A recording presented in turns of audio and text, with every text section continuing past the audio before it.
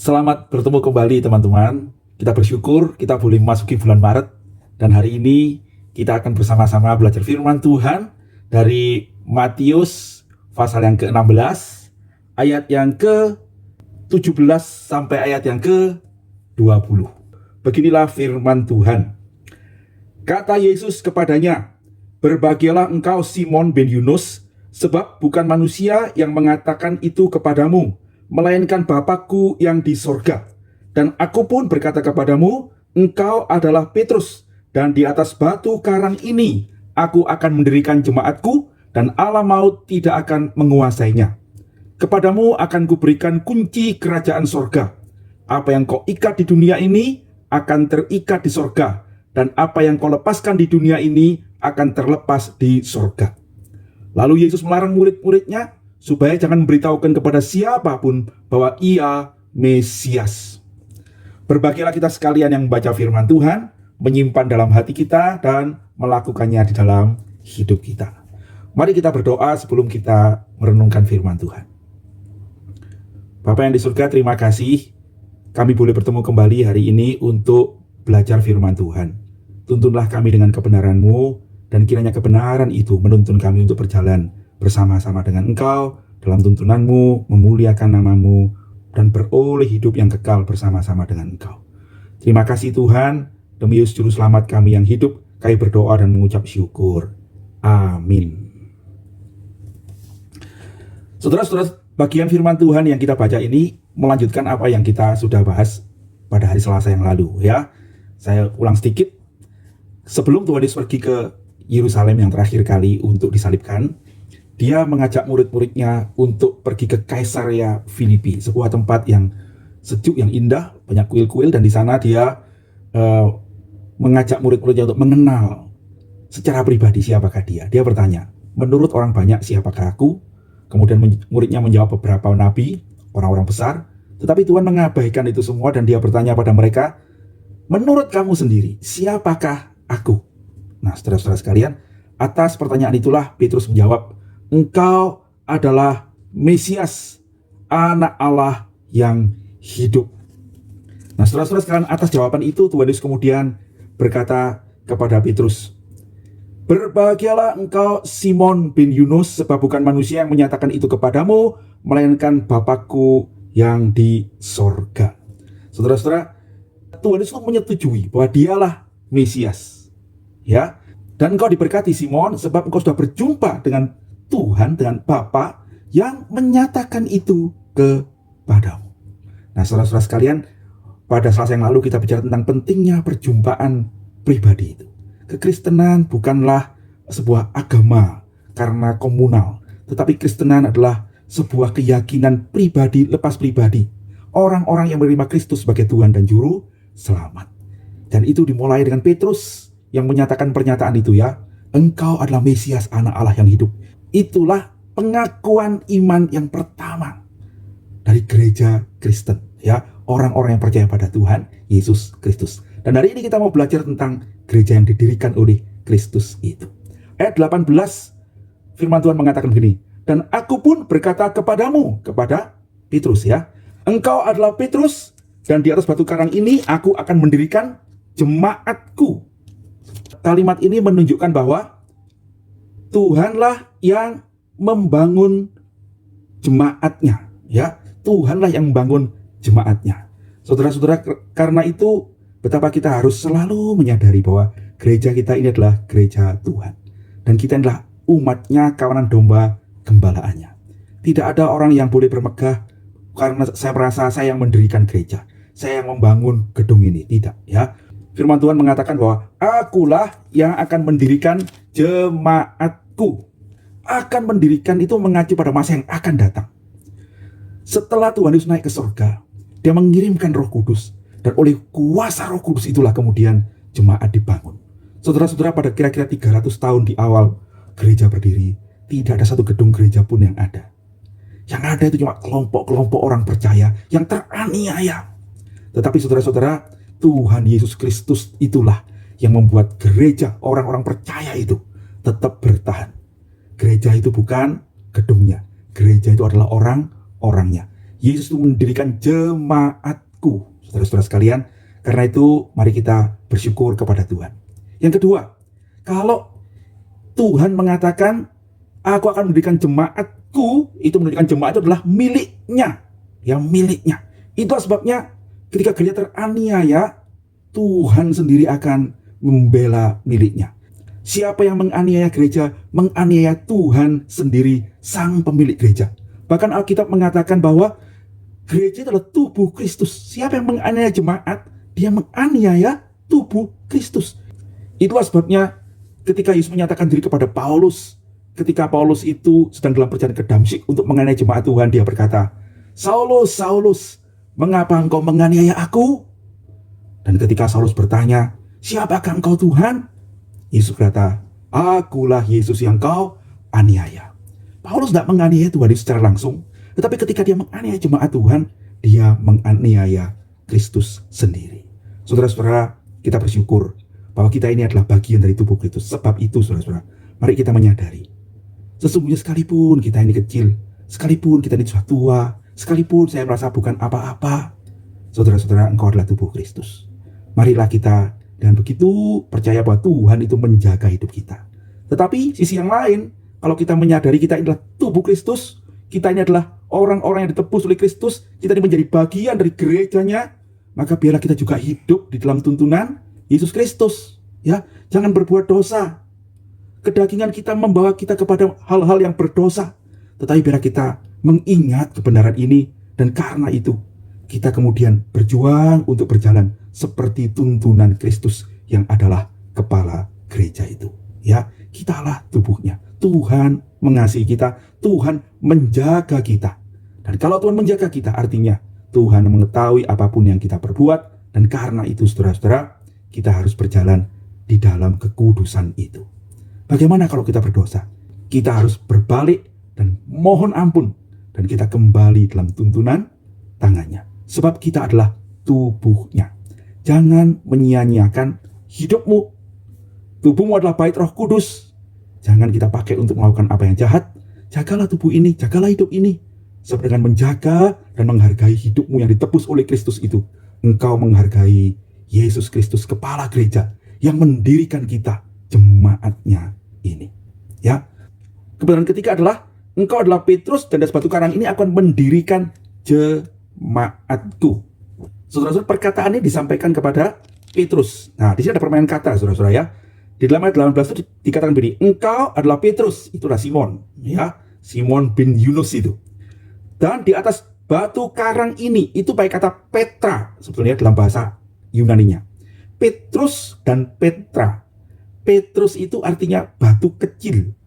Petra itu artinya batu karang. Ya, kita mengenal Universitas Kristen Petra. Nah, itu batu karang, ya.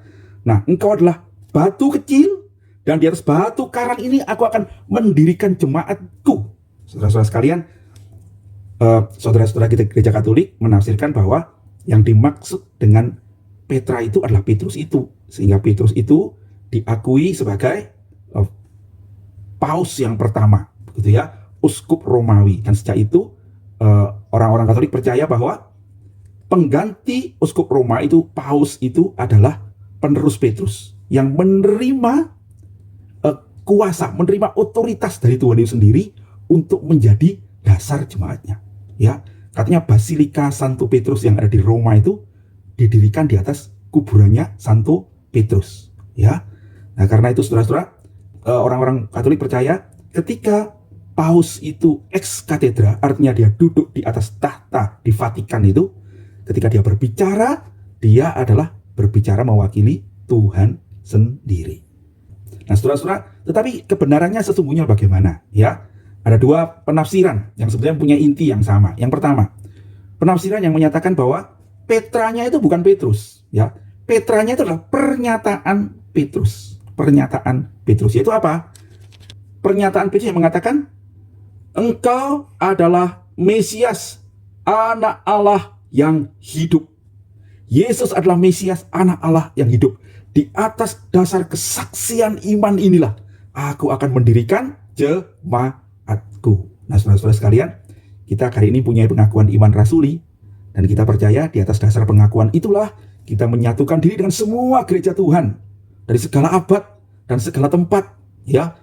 Semua gereja yang mempunyai pengakuan yang sama itu, kita merasa kita adalah satu tubuh Kristus. Nah, ini maksudnya, ya. Nah, penjelasan yang kedua, ini betul adalah ditujukan kepada Petrus, tetapi Petrus sebagai wakil dari seluruh murid-murid dan dia menjadi wakil dari seluruh orang percaya. Engkau adalah Petrus, batu kecil. Tetapi di atas Petra, yaitu engkau yang mewakili para nabi dan rasul, akan berikan jemaatku.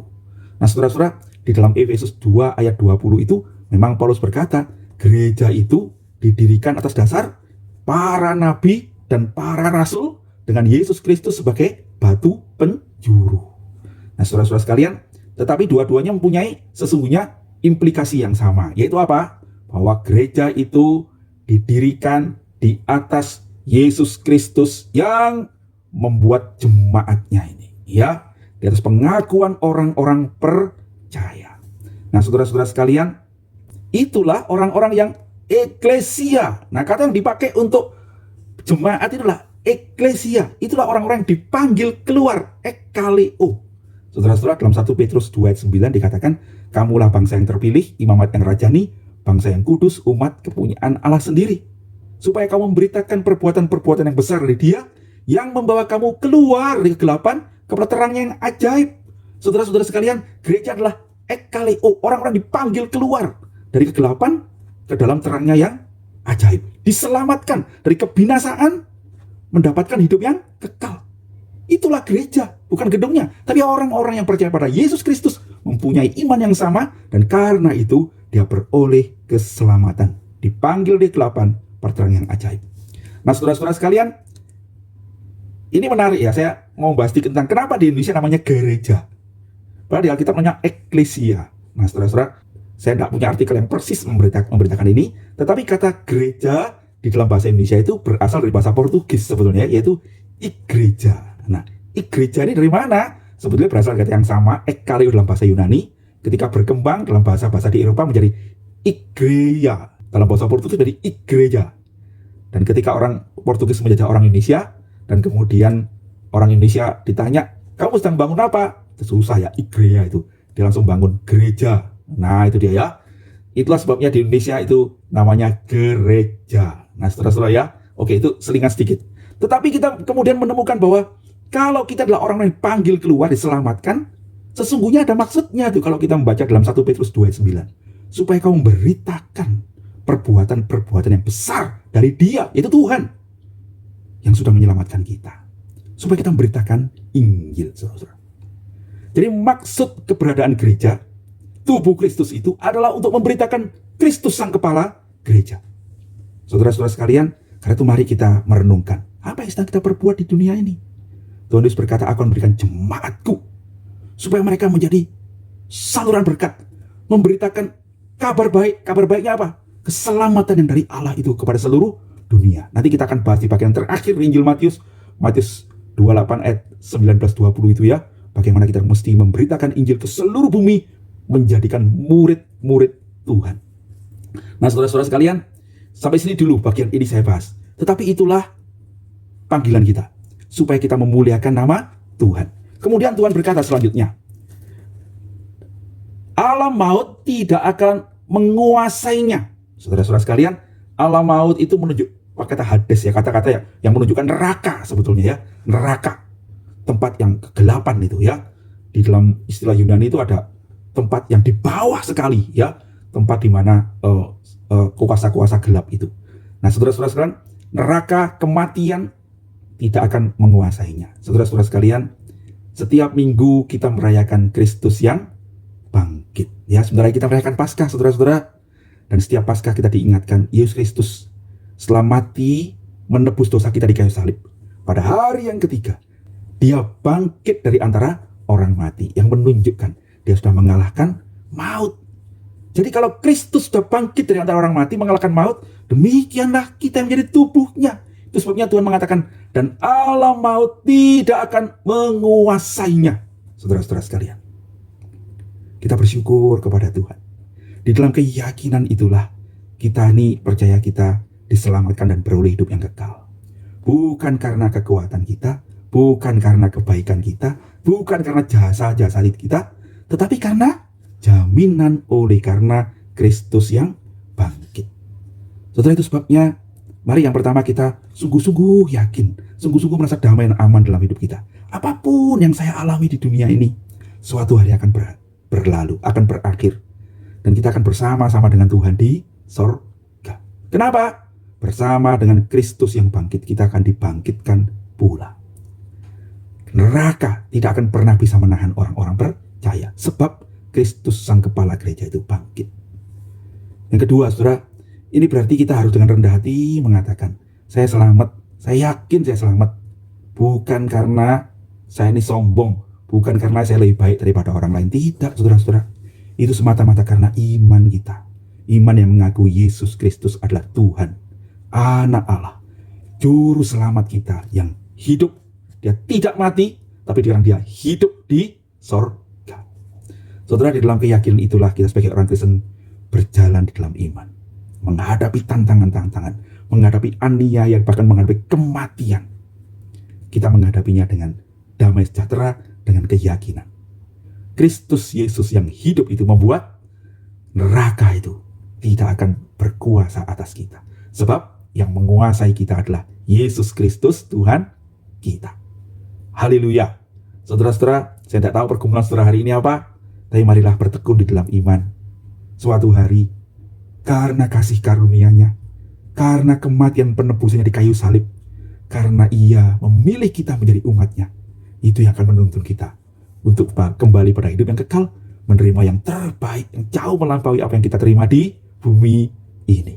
Ya, mari saudara-saudara kita bersyukur pada Tuhan. Berikutnya dikatakan begini, kepadamu akan kuberikan kunci kerajaan sorga. Apa yang kau ikat di dunia ini akan terikat di sorga, dan apa yang kau lepaskan di dunia ini akan terlepas di sorga. Nah, kepada siapa ini saudara-saudara? Teman-teman Katolik juga percaya ini kepada Petrus gitu ya, sehingga kepada Petrus, kepada imam-imam diberi kunci kerajaan sorga. Ya, apa yang kau ikat di dunia ini terikat di sorga, apa yang kau lepas di dunia ini terlepas di sorga. Nah, itu karena itu bagi teman saudara-saudara kita itu mengaku dosa itu penting, ya. Mengaku dosa pada siapa? Pada imam, dan imam itu mewakili Paus, mewakili Petrus itu, dia bisa membuat pernyataan dosamu diampuni atau dosamu ditetapkan, gitu ya. Dan apa yang kau tetapkan di dunia terikat di sorga, gitu ya. Kalau kau bilang dosa orang ini diampuni, di sorga juga mengampuni. Kalau kau bilang dosa orang ini tidak diampuni, di sorga tidak akan diampuni, begitu ya. Nah, saudara-saudara, itu penting. Nah, kalau kita percaya bagaimana? Ya, kita percaya bahwa itu ditujukan pada gereja, ya, bukan semata-mata pada Petrus, tapi pada gereja. Aku berkata kepadamu, mu-nya ini siapa? Mu-nya ini adalah seluruh murid-murid yang ikut retreat pada waktu itu, yang diwakili Petrus itu, begitu ya. Kamu rasul-rasul, kamu murid-muridku, kamu kuberi kuasa untuk memegang kunci kerajaan sorga. Tuhan berkata, jikalau 1-2 orang berkumpul dalam namaku dan minta sesuatu padaku, aku akan memberikannya. Biasanya kita pakai itu doa, bukan? Tapi kalau kita membaca konteksnya, saudara-saudara, sesungguhnya itu bukan mengenai doa, itu nanti ya di pasal berikut-berikutnya ya kita baca itu ya. Itu mengenai bagaimana kita menasihati orang yang berdosa, gitu ya. Kalau orang itu berdosa dan dia tuh mau bertobat, kita berdoa dengan dia, Tuhan tuh mengatakan aku di pihakmu. Sebenarnya artinya kayak begitu ya. Aku berikan kamu kunci kerajaan sorga, itu artinya aku di pihakmu, aku berikan hak itu kepadamu. Kalau orang itu bertobat dan kau mendoakannya, maka orang itu akan diselamatkan. Itu betul ya. Dalam Yakobus juga begitu ya. Kalau ada orang yang sakit, biar datang pada tua-tua supaya didoakan dan diurapi minyak. Dan kalau dia berdosa, dosanya diampuni. Saudara-saudara sekalian, karena itu betapa pentingnya kita sebagai sesama umat Tuhan saling mendoakan. Dan biarlah kalau saudara bergumulan, ada masalah, ada dosa, datanglah kepada pemimpin gereja. Ya, dan biarlah kau didoakan.